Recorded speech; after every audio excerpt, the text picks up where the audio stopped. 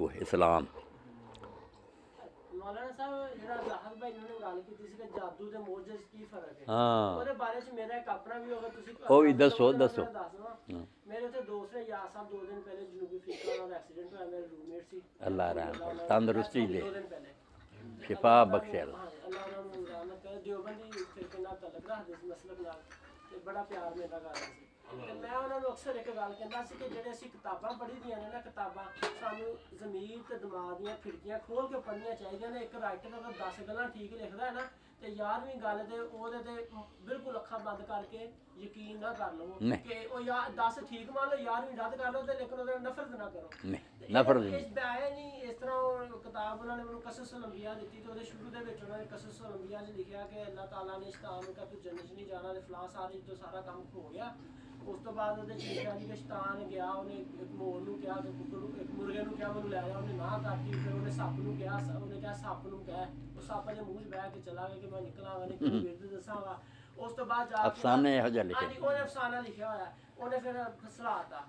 ਤੇ ਉਹ ਜਦੋਂ ਉਹਨਾਂ ਨੇ ਕਿਹਾ ਜੀ ਦੇਖੋ ਜੀ ਉਹ ਸਾਰੇ ਨੂੰ ਪਤਾ, ਮੈਂ ਕਿਹਾ ਜੀ ਕਿਸੇ ਦੇ ਜ਼ਿਹਨ 'ਚ ਤੁਹਾਡੇ ਗੱਲ ਨਹੀਂ ਆ ਰਹੀ ਕਿ ਅੱਲਾਹ ਤਾਲਾ ਅੱਜ ਇੰਡੀਆ ਤੇ ਪਾਕਿਸਤਾਨ ਚਾਹਵੇ ਨਾ ਆਪਣੀ ਸਰਹੱਦ ਕੋਈ ਨਾ ਕ੍ਰਾਸ ਕਰੇ, ਤੇ ਉਹ ਨਹੀਂ ਕਰ ਸਕਦਾ। ਤੇ ਅੱਲਾਹ ਤਾਲਾ ਨੇ ਅਗਰ ਜੰਨਤ 'ਚ ਉਹਦਾ ਮਮਨੂਨ ਕੀਤਾ ਸੀ, ਤੇ ਉਹ ਕਿੱਦਾਂ ਅੱਲਾਹ ਨੂੰ ਧੋਖਾ ਦੇ ਕੇ ਵੜ ਗਿਆ? ਦਾ ਮਤਲਬ ਹੈ ਅੱਲਾਹ ਤਾਲਾ ਤੇ ਮਾੜਾ ਹੋ ਗਿਆ ਨਾ ਇੰਡੀਆ ਪਾਕਿਸਤਾਨ ਨਾਲ। ਅੱਲਾਹ ਤਾਲਾ ਨੇ ਜਿਹੜੇ ਜੰਨਤ ਦੇ 2 ਮੁਹਾਫਿਜ਼ ਬਣਾਏ ਸੀ ਉਹ ਹੀ ਬੇਈਮਾਨ ਹੋ ਗਏ। ਉਹਨਾਂ ਨੇ ਆਖਿਆ ਮੈਂ ਮੂੰਹ 'ਚ ਵੜ ਜਾ ਕੇ ਸਾਡਾ ਜ਼ਿਹਨ ਇਸ ਤਰ੍ਹਾਂ ਦਾ ਮੌਲਾਨਾ ਸਾਹਿਬ ਕਿ ਅਸੀਂ ਹਰ ਗੱਲ ਨੂੰ ਨਾ ਨਹੀਂ ਸੋਚਣਾ ਸਮਝਣਾ। ਅੱਲਾਹ ਤਾਲਾ ਨੇ ਅਕਲ ਦਿੱਤੀ, ਬਸੀਰਤ ਹੈ। ਮੇਰਾ ਇਹਦੇ ਬਾਰੇ ਚ ਮੌਕਫ ਇਹ ਸੀ ਕਿ ਸ਼ੈਤਾਨ ਨੂੰ ਜੰਨਤ ਚ ਜਾਣ ਦਾ ਕੋਈ ਮਨਾ ਨਹੀਂ ਸੀ ਕੀਤਾ। ਨਹੀਂ ਕੋਈ ਮਨਾ। ਅੱਲਾਹ ਦੀ ਰਜ਼ਾ ਸੀ, ਇਹ ਨਿਜ਼ਾਮ ਇਸ ਤਰ੍ਹਾਂ ਹੀ ਚੱਲਣਾ ਤੇ ਇਦਾਂ ਹੋਏ। ਮੌਲਾਨਾ ਇਹ ਜਿਹੜਾ ਹੁਣ ਗੱਲ ਨਿਕਲ ਹੀ ਆਈ ਹੈ, ਇਹ ਪੂਰੀ ਗੱਲ ਕੀ ਹੈ ਜਿਹੜੀ ਮਤਲਬ ਸ਼ੈਤਾਨ ਦੀ ਜੰਨਤ ਚ ਜਾਣ ਵਾਲੀ ਕਿ ਅੱਲਾਹ ਤਾਲਾ ਨੇ ਰੋਕਿਆ ਸੀ ਕਿ ਨਹੀਂ? ਇਹ ਮਤਲਬ ਕੀ ਪੂਰਾ ਵਾਕਿਆ ਅਸਲ ਕੀ ਹੈ, ਹਕੀਕਤ ਕੀ ਹੈ? ਨਹੀਂ ਕੋਈ ਨਹੀਂ ਰੋਕ ਜੰਨਤ 'ਚ। ਹੁਣ ਜਦੋਂ ਆਦਮ ਅਲੈਹਿਸਲਾਮ ਵੀ ਉਤਾਰਤੇ ਗਏ ਤਾਂ ਉਹਨੂੰ ਵੀ ਆਖਿਆ ਚਲਾ ਜਾ ਜ਼ਮੀਨ 'ਤੇ। ਹੁਣ ਨਹੀਂ ਜੰਨਤ ਜਾ ਸਕਦਾ ਕੋਈ ਆਦਮੀ ਕਿਆਮਤ ਦੀ ਅਦਾਲਤ ਤੋਂ ਪਹਿਲਾਂ। ਅੱਛਾ ਉਦੋਂ ਆਜ਼ਾਦੀ ਸੀ, ਉਦੋਂ ਇੱਕ ਬਾਗ ਹੀ ਸੀ, ਜਿਵੇਂ ਕੰਪਨੀ ਬਾਗ ਨੇਕ ਵੀ ਜਾਂਦਾ ਵੱਧ ਵੀ ਜਾਂਦਾ। ਉਦੋਂ ਇੱਕ ਕੋਈ ਨਹੀਂ ਸੀ ਵੀ ਉਹ ਅਮਲ ਨਾਲ ਮਿਲੀ ਹੈ। ਹੁਣ ਤੇ ਅਮਲ ਦੇ ਨਤੀਜੇ ਜੰਨਤ ਮਿਲਣੀ, ਨੇਕਾਂ ਨੂੰ ਹੀ ਮਿਲਣੀ, ਬੁਰਾ ਨਹੀਂ ਜਾ ਸਕਦਾ। ਜਿਸ ਤਰ੍ਹਾਂ ਦੁਨੀਆ ਬਣਨ ਲੱਗੀ ਸੀ, ਅੱਲਾਹ ਤਾਲਾ ਨੇ ਆਪਣੇ ਇਲਮੇ ਗੈਬ ਦੇ ਉਹਦੇ ਜ਼ੋਰ ਤੇ ਬੰਦੇ ਦੇ ਲੋਹੇ ਉਹਦੇ ਚ ਸਾਰਾ ਕੁਝ ਲਿਖ ਦਿੱਤਾ ਜੋ ਕੁਝ ਉਹਨੇ ਕਰਨਾ ਸੀ। ਉਸੇ ਤਰ੍ਹਾਂ ਹੋ ਰਿਹਾ ਹੈਗਾ, ਉਹ ਇਲਮੇ ਗੈਬ ਨਾਲ ਲਿਖ ਦਿੱਤਾ ਸੀ। ਫਿਰ ਜਿਹੜੇ ਹੁਣ ਸਾਡੇ ਦੱਸਿਆ ਜਾਂਦਾ ਕਿ ਸੱਜਾ ਫਰਿਸ਼ਤਾ ਇੱਕ ਖੱਬਾ ਫਰਿਸ਼ਤਾ ਤੁਹਾਡਾ ਹਰ ਅਮਲ ਲਿਖਦਾ ਪਿਆ ਹੈਗਾ, ਇਹ ਕਿਉਂ ਹੋ ਰਿਹਾ ਹੈਗਾ? ਜਦੋਂ ਕਿ ਸਾਰਾ ਕੁਝ ਪਹਿਲੇ ਉਹ ਪੂਰੀ ਡਿਟੇਲ ਅੱਲਾਹ ਨੇ ਆਪਣੇ ਇਲਮ ਨਾਲ ਲਿਖ ਦਿੱਤੀ ਹੋਈ। ਉਹ ਤੇ ਲਿਖੀ ਸਭ ਇੰਨੀ ਨਾ ਵੀ ਬੰਦੇ ਨੇ ਕਰਨਾ, ਇਹ ਕੀਤਾ ਕਰ ਲਿਆ, ਇਹ ਨਹੀਂ ਲਿਖਿਆ। ਉਹ ਤੇ ਮੁਸਤਕਬਲ ਦੇ ਸੀਗੇ ਨਾ ਕਰੇਗਾ, ਇਹ ਅਗਵਾਈ ਕਰ ਲੈਣ ਦੀ। ਇਹਨੇ ਕਰ ਲਿਆ, ਉਹ ਗਵਾਹ ਬਣ ਕੇ ਦੋਵੇਂ ਰਿਕਾਰਡ ਲਿਖ ਦਿੰਦੇ ਆ। ਆਦਮੀ ਦੇ ਹੱਥ ਪੈਰ ਵੀ ਗਵਾਹ ਬਣ ਜਾਂਦੇ। ਇਹ ਹੁਣ ਇਹਦੇ ਖਿਲਾਫ ਸਬੂਤ ਜਮ੍ਹਾਂ ਹੋ ਰਿਹਾ ਨਾ ਵੀ ਤੂੰ ਕਰ ਲਿਆ ਸੱਚਮੁੱਚ। ਉਹਨੂੰ ਤਾਂ ਆਂਦਾ ਤੂੰ ਲਿਖਿਆ ਕਰੇਗਾ, ਇਹ ਨਹੀਂ ਨਾ ਲਿਖ ਮੈਂ ਕੀਤਾ ਤਾਂ ਨਹੀਂ ਨਾ ਅਜੇ। ਉਹ ਕੋਈ ਦਲੀਲ ਨਹੀਂ ਸੀ ਬਣ ਸਕਦੀ। ਕਰਨ ਤੋਂ ਬਾਅਦ ਜਿਹੜਾ ਨਾ ਮੁਜਰਮ ਤੇ ਫਿਰ ਹੀ ਬਣਿਆ ਨਾ, ਉਹ ਫਰਿਸ਼ਤੇ ਵੀ ਰਿਕਾਰਡ ਕਰਦੇ, ਇਨਸਾਨ ਦੇ ਹੱਥ ਪੈਰ ਵੀ ਬੋਲਣਗੇ। ਨਾਲੇ ਬਾਬਾ ਜੀ ਕੋਈ ਬੰਦਾ ਚੰਗੇ ਕੰਮ ਕਰਦਾ ਤੇ ਫਰਿਸ਼ਤੇ ਨੂੰ ਵੀ ਦਿਖਾਉਣਾ ਮਕਸੂਦ ਹੈ ਨਾ ਕਿ ਜਿਹੜੀ ਮੈਂ ਤਖਲੀਕ ਕੀਤੀ ਆ ਇਹ ਕਿੰਨੇ ਅੱਛੇ ਕੰਮ ਕਰਦਾ ਵਾ। ਜਿਸ ਤਰ੍ਹਾਂ ਅੱਲਾਹ ਸੁਬਹਾਨਾ ਤਾਲਾ ਆਇੰਦੇ ਤਜਦ ਦੇ ਵਕਤ ਥੱਲੇ ਅਸਮਾਨਾਂ ਤੇ ਫਰਿਸ਼ਤੇ ਨੂੰ ਕਹਿੰਦੇ ਦੇਖੋ ਕੋਈ ਮੇਰੇ ਕੋਲ ਹੈ ਮੰਗਣ ਵਾਲਾ। ਅੱਲਾਹ ਨੂੰ ਤਾਂ ਪਤਾ ਵਾ ਕਿ ਕਿਹੜਾ ਮੇਰੇ ਕੋਲ ਮੰਗਣਾ। ਫਰਿਸ਼ਤੇ ਨੂੰ ਦੱਸਣਾ ਮਤਲਬ ਆ ਨਾ ਕਿ ਵੀ ਮੇਰੇ ਮਖਲੂਕ 'ਚ ਚੰਗੇ ਲੋਕ ਵੀ ਆ ਜਿਹੜੇ ਅੱਛੇ ਅਮਲ ਕਰ ਰਹੇ ਆ। ਜਿਹਨਾਂ ਨੂੰ ਇਤਰਾਜ਼ ਕੀਤਾ ਸੀ ਕਿ ਬਈ ਤੁਸੀਂ ਇੱਕ ਬਿਆਨ ਤੁਸੀਂ ਇਹ ਬਣਾਉਣ ਲੱਗੇ ਆ, ਜਦੋਂ ਕਿ ਅਸੀਂ ਤੁਹਾਡੀ ਤਸਬੀਹ ਬਿਆਨ ਕਰਦੇ ਹਾਂ। ਅੱਲਾਹ ਸੁਬਹਾਨਾ ਤਾਲਾ ਨੇ ਕਹਿੰਦੇ ਕਿ ਜੋ ਮੈਂ ਜਾਣਦਾ ਉਹ ਤੁਸੀਂ ਨਹੀਂ ਜਾਣਦੇ।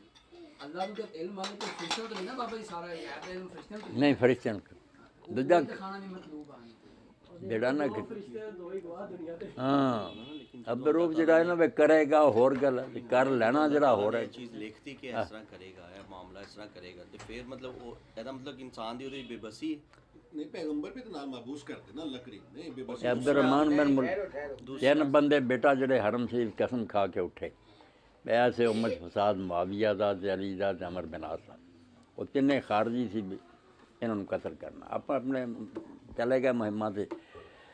ਹਜ਼ਰਤ ਅਲੀ ਦਾ ਕਾਤਲ ਵੀ ਆ ਗਿਆ। ਆਪ ਨੇ ਦੱਸਿਆ ਵੀ ਲੋਕਾਂ ਨੂੰ ਵੀ ਅਬਦੁਰਰਹਿਮਾਨ ਜਿਹੜਾ ਇਹਦੀ ਨੀਅਤ ਹੈ। ਤਾਂ ਲੋਕਾਂ ਨੇ ਕਿਹਾ ਤੁਸੀਂ ਇਹਨੂੰ ਸਜ਼ਾ ਦੇ ਦਿਓ। ਤਾਂ ਆਪ ਨੇ ਆਖਿਆ ਜਿਹਨੇ ਅਜੇ ਜੁਰਮ ਕੀਤਾ ਨਹੀਂ ਉਹਦੀ ਕਾਹਦੀ ਮੈਂ ਸਜ਼ਾ ਦੇਣੀ। ਇਹ ਤਾਂ ਇੱਕ ਦੂਜੀ ਗੱਲ ਹੈ ਵੀ ਮੈਨੂੰ ਅੱਲਾ ਦੇ ਪੈਗੰਬਰ ਦੀ ਪੇਸ਼ਗੋਈ ਦੇ ਮੁਤਾਬਕ ਪਤਾ ਵੀ ਮੇਰਾ ਕਾਤਲ ਹੋਣਾ, ਉਹ ਹੋਣਾ ਨਾ ਇਹ ਜਿਹੜਾ ਵਜੇ ਉਹਨਾਂ ਕਤਲ ਕੀਤਾ ਤੇ ਮੈਨੂੰ ਸਜ਼ਾਏ ਮੌਤ ਦਿਆਂ ਤੇ ਇਹ ਕੋਈ ਅਦਲ ਹੋਊਗਾ? ਹਜ਼ਰਤ ਅਲੀ ਰਜ਼ੀ ਤਾਲਾ ਨੂੰ ਨਾਮ ਵੀ ਪਤਾ ਸੀ ਉਹਦਾ? ਹਾਂ ਨਹੀਂ ਇਹ ਗੱਲ ਤੇ ਬੋਲੋ ਨਾ ਹਜ਼ਰਤ ਉਮਰ ਫਾਰੂਕ ਰਜ਼ੀ ਅੱਲਾਹ ਤਾਲਾ ਦੇ ਬਾਰੇ ਵੀ ਕਹਿੰਦੇ ਕਿ ਉਹਨਾਂ ਨੇ ਕਿਹਾ ਕਿ ਅਬੂ ਲੋਲਾ ਨੇ ਮੈਨੂੰ ਮਾਰ ਅਬੂ ਲੋਲਾ ਨੇ ਧਮਕੀ ਦਿੱਤੀ ਸੀ ਨਾ, ਧਮਕੀ ਕਿਹਾ ਸੀ ਉਹਨੇ? ਧਮਕੀ ਦਿੱਤੀ। ਨਹੀਂ ਮੌਲਾਨਾ ਜਿਹੜੀ ਇਹ ਗੱਲ ਹੈ ਕਿ ਪਹਾੜ ਉਹ ਜਿਵੇਂ ਜ਼ਾਹਿਦ ਭਾਈ ਨੇ ਕਿਹਾ ਨਾ, ਅੱਲਾ ਦਾ ਇਲਮ ਕਾਮਲ ਹੈ, ਪੇਸ਼ਗੀ ਜਾਣਦਾ ਵੀ ਕੀ ਮੈਂ ਕਰਨਾ ਮੈਂ ਹੀ ਹਾਂ, ਆਪਣੀ ਮਰਜ਼ੀ ਨਾਲ ਕਰਨਾ। ਇਹਨਾਂ ਦੋਵਾਂ ਨੂੰ ਸੈੱਟ ਕਰਨਾ ਜਿਹੜਾ ਵੀ ਇਲਮ ਸਾਬਕ ਵੀ ਰਵੇ ਤੇ ਇਖਤਿਆਰ ਵੀ ਰਹੇ, ਇਹ ਮਾਮਾ ਸਾਡੀ ਸਮਝੋ ਬਾਹਰ ਕਰਨਾ ਇਨਸਾਨ ਨੇ ਅੱਲਾ ਦੇ ਦੀਨ ਨੇ ਬਿਲਕੁਲ ਕਿਹਾ ਆਪਣੀ ਮਰਜ਼ੀ ਨਾਲ ਮੁਕੰਮਲ ਇਖਤਿਆਰ ਹੁੰਦਿਆਂ ਆ, ਚਾਹੇ ਜੇ ਨਾ ਵੀ ਕਰੇ ਬਦੀ ਵੱਲ ਜਾਵੇ ਜਾਂ ਨੇਕੀ ਵਾਲੇ ਕੋਈ ਰੁਕਾਵਟ ਨਹੀਂ ਹੈ। ਇਹ ਮੌਲਾਨਾ ਜਿਹੜੀ ਇਹ ਗੱਲ ਇਹ ਸੁਣਨ ਚਾਹੁੰਦੀ ਕਿ ਹਦੀਸ ਮੌਜੂਦ ਹੈ ਕਿ ਅਗਰ ਪਹਾੜ ਕੋਈ ਤੁਹਾਨੂੰ ਕਿ ਆਪਣੀ ਜਗ੍ਹਾ ਤੋਂ ਟਲ ਗਿਆ ਹੈ ਜਾਂ ਹਿੱਲ ਗਿਆ ਜਾਂ ਬਦਲ ਲਈ ਤੇ ਮੰਨ ਲਿਓ ਕਿ, ਲੇਕਿਨ ਅਗਰ ਕੋਈ ਕਹੇ ਕਿ ਉਹਦੀ ਫਿਤਰਤ, ਉਹਦੀ ਆਦਤ ਬਦਲ ਗਈ, ਫਿਤਰਤ ਬਦਲ ਗਈ, ਉਹ ਨਾ ਮੰਨਿਓ। ਕਿਆ ਹਦੀਸ ਹੈ ਇਸ ਤਰ੍ਹਾਂ ਦੀ ਕੋਈ? ਇਹ ਰਵਾਇਤ ਜਿਹੜੀ ਇਹਦੇ ਇਸ ਤਰ੍ਹਾਂ ਹੀ ਆਉਂਦੀ ਜਿਬਿਲਤ ਦਾ ਹੁੰਦਾ, ਰਵਾਇਤ ਸਹੀ ਹੈ? ਜਿਬਿਲਤ ਜਿਹੜੀ ਨਾ, ਇਹ ਰਵਾਇਤ ਸਹੀ ਹੈ ਮੌਲਾਨਾ? ਇਹ ਹਦੀਸ ਠੀਕ ਹੈ? ਨਹੀਂ ਠੀਕ ਨਹੀਂ। ਅੱਛਾ ਇਹ ਇਹਦੇ ਠੀਕ 'ਚ ਨਹੀਂ। ਤਕਦੀਰ ਦੀ ਗੱਲ ਕੋਈ ਨਹੀਂ, ਜਿਬਿਲਤ ਹੈ। ਜਿਬਿਲਤਾਂ ਐਸੀਆਂ ਇਨਸਾਨ 'ਚ ਜਿਵੇਂ ਜਾਨਵਰਾਂ 'ਚ ਬਾਹਰੀਆਂ ਚੀਜ਼ਾਂ ਫਿਤਰੀ ਹੈ ਨਾ, ਇਸੇ ਤਰ੍ਹਾਂ ਇਨਸਾਨ 'ਚ ਗੁੱਸਾ ਆ ਜਾਣਾ, ਗੈਰਤ ਛੁਪ ਜਾਣੀ, ਇਹ ਚੀਜ਼ਾਂ ਜਿਹੜੀਆਂ ਨੇ ਇਹਨਾਂ ਨੂੰ ਇਨਸਾਨ ਬਦਲ ਨਹੀਂ ਸਕਦਾ। ਹਰ ਇੱਕ ਚੀਜ਼ ਇੱਕ ਪੈਦਾਇਸ਼ੀ ਹੈ ਉਹਦੀ, ਮਿੱਟੀ 'ਚ ਅੱਲਾ ਨੇ ਗੁੰਨੀ ਹੈ। ਜਿਬਿਲਤ ਦਾ ਜ਼ਿਕਰ ਹੈ, ਇਨਸਟਿੰਕਟਸ ਜਿਹੜੀਆਂ ਨਾ। ਨਹੀਂ ਅਗਰ ਉਹ ਜਬਿਲੀ ਤੌਰ ਤੇ ਮਾਇਲ ਹੀ ਬੰਦਾ ਛੋਟੇ ਹੁੰਦੇ ਤੋਂ ਜਬਿਲੀ ਤੌਰ ਤੇ ਉਹ ਜ਼ਿਆਦਾ ਸ਼ਿੱਦਤ ਪਸੰਦ ਹੈਗਾ, ਜ਼ਿਆਦਾ ਸ਼ਿੱਦਤ ਪਸੰਦ ਇਹਦੇ ਹੈ। ਤੇ ਪਕੜ ਵੀ ਕੋਈ ਨਹੀਂ, ਜਿਹੜੀ ਜਿਬਿਲੀ ਤੌਰ ਤੇ ਨਾ ਉਹਦੇ ਇਹਦੇ 'ਚ ਕੋਈ ਨਹੀਂ। ਜਿਹੜੀ ਸਾਬੀ ਹੈ ਨਾ, ਤੇ ਆਪ ਫਿਰ ਕੋਸ਼ਿਸ਼ ਕਰਕੇ ਆਪਣੇ ਕੋਈ ਵਸਵਾ ਅੱਛਾ ਜਾਂ ਬੁਰਾ ਪੈਦਾ ਕਰਦਾ, ਸਵਾਬ ਅਦਾ ਬੇਟਾ ਉਹਦਾ ਹੀ। ਜਬਿਲ ਜਿਹਨੂੰ ਇੱਕ ਪੈਦਾ ਸੀ ਵਸੀਲਾ ਆਦਮੀ ਜ਼ਿਆਦਾ, ਉਹਨੂੰ ਅੱਲਾ ਨੇ ਰਾਇਤ ਦੇਣੀ ਕਿ ਉਹਨੂੰ ਰਾਹਤ ਮਿਲੇਗੀ। ਹਾਂ, ਹਰ ਇੱਕ ਨੂੰ ਜੇ ਜਬਿਲ ਕਿਸੇ ਦਾ ਗੱਲਬਾਤ ਉਨੀ ਹੀ ਉਹਨੂੰ ਕੰਸੈਸ਼ਨ ਮਿਲਦੀ। ਇਹ ਜਿਹੜੀ ਉਹ ਬਾਤ ਇਨਸਾਫ ਬਿਲ ਕਿਸ ਤੇ ਉਹਦੇ ਚ ਹੈਗੀ ਹੈ। ਬਿਲਕੁਲ ਅੱਲਾ ਨੇ ਪੂਰਾ ਅਦਲ ਇਨਸਾਫ ਕਰਨਾ। ਪੈਦਾਇਸ਼ੀ ਜਿਹੜੀਆਂ ਸ਼ਾਇਦ ਕਿਸੇ ਆਦਮੀ 'ਚ ਹੁੰਦੀਆਂ ਨਾ, ਉਹਦਾ ਕੋਈ ਡਰ ਨਹੀਂ। ਜਿਹੜਾ ਆਪ ਫਿਰ ਬਾਲਗ ਹੋਣ ਤੋਂ ਬਾਅਦ ਆਪਣੇ ਹੋਸ਼ ਹਵਾਸ 'ਚ ਆਪਣੇ ਚੀਜ਼ਾਂ ਪੈਦਾ ਕਰਦਾ, ਉਹ ਕਾਊਂਟ ਹੋਣਾ। ਕਿ ਮੈਂ ਇਹ ਕੁਰਾਨ ਅਗਰ ਪਹਾੜ ਤੇ ਉਤਾਰਦਾ ਤੇ ਉਹ ਵੀ ਰਜ਼ਾ ਹੋ ਜਾਂਦਾ। ਇਹ ਚੀਜ਼ ਸਮਝ ਨਹੀਂ ਹੈ ਕਿ ਅੱਲਾਹ ਤਾਲਾ ਨੇ ਕੁਰਾਨ ਪਹਾੜ ਤੇ ਉਤਾਰਨ ਦਾ ਕਿਉਂ? ਇਹ ਪੱਥਰ ਦੇ ਲੋਕਾਂ ਨੂੰ ਨਹੀਂ ਆਖਿਆ ਨਾ, ਤੁਸੀਂ ਐਡੇ ਸਮਝੋ ਸਖਤ ਜੇ ਵੀ ਇਹ ਕਲਾਮ ਜਿਹੜਾ ਇਹਦੇ 'ਚ ਤਾਸੀਰ ਸੀ, ਪਹਾੜ ਵੀ ਸੁਣਦੇ ਨਾ ਜਿੰਨਾ ਇਹਦੇ ਜਵਾਬ ਨਸੀਹਤ ਹੋਇਆ, ਉਹ ਵੀ ਰੇਜ਼ਾ ਹੋ ਜਾਂਦੇ। ਜਿੰਨਾ ਅੱਲਾ ਦਾ ਖੌਫ ਦੱਸਿਆ, ਕਿਆਮਤ ਦਾ ਬਿਆਨ ਹੋਇਆ, ਇਹ ਜਿਹੜੇ ਬਿਲਕੁਲ ਕਸਦ ਕੁਲੂਬ ਹੁਕਮ ਲਾਉਂਦਾ ਨਾ, ਇਨਸਾਨ ਦਾ ਦਿਲ ਸਖਤ ਹੋ ਕੇ ਪੱਥਰ ਤੋਂ ਪੈੜਾ ਹੋ ਜਾਂਦਾ। ਐਸੀ ਗੱਲ ਹੀ 1000 ਆਵਾਜ਼ ਕਰੋ, ਕੋਈ ਅਸਰ ਨਹੀਂ, ਐਸੇ ਗਰਕ ਹੋ ਜਾਂਦੇ ਬੁਰਾਈਆਂ 'ਚ।